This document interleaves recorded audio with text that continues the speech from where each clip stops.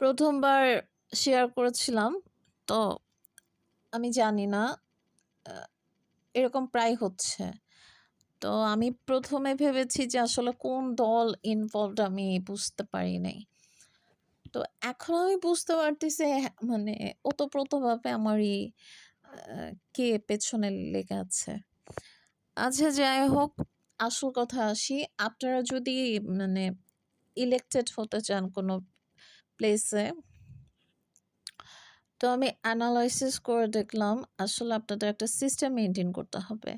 System maintain করতে হবে যে এখনকার যুগে তো লিঙ্কস পার্টি চলছে, আর পিয়ার টিমের মাধ্যমে মানে একটা মানুষকে একদম ছাতা বানানো যায়, মানে এটা কোনো ব্যাপারই না, কোনো ব্যাপার না। তো আপনারা পিয়ার টিম অ্যাক্টিভ রাখবেন। যে যত পিয়ার টিম পাওয়ারফুল থাকবে সেটা আরও ভালো। আর হচ্ছে আপনাদের লিঙ্কস পার্টি যেন খুব স্ট্রং থাকে।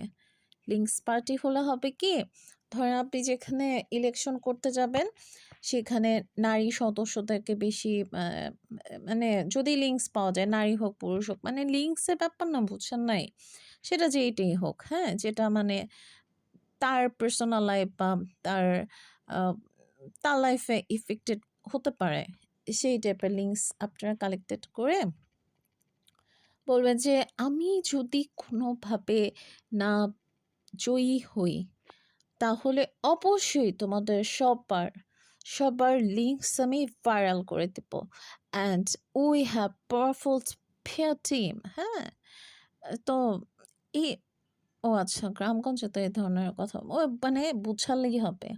গ্রামগঞ্জের মানুষ এখন না, আগে থেকেই বুদ্ধিমতী তারা।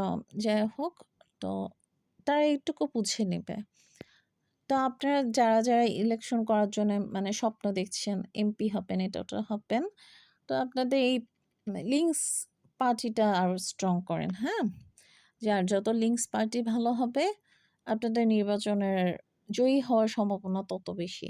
এবং আবার যারা একটু ধর্মীয় পথে চলে তারা লিঙ্কস পার্টিকে ধমক টমক দিল, আবার কিছুটা বললে অনেক সময় কিছুটা হেল্প করে তাদের জবের ক্ষেত্রে হোক বা কিছু, এদিক দিয়ে ভালো তারা। মানে একটা সব আমি ভালো মন্দ সবই বলি, হ্যাঁ।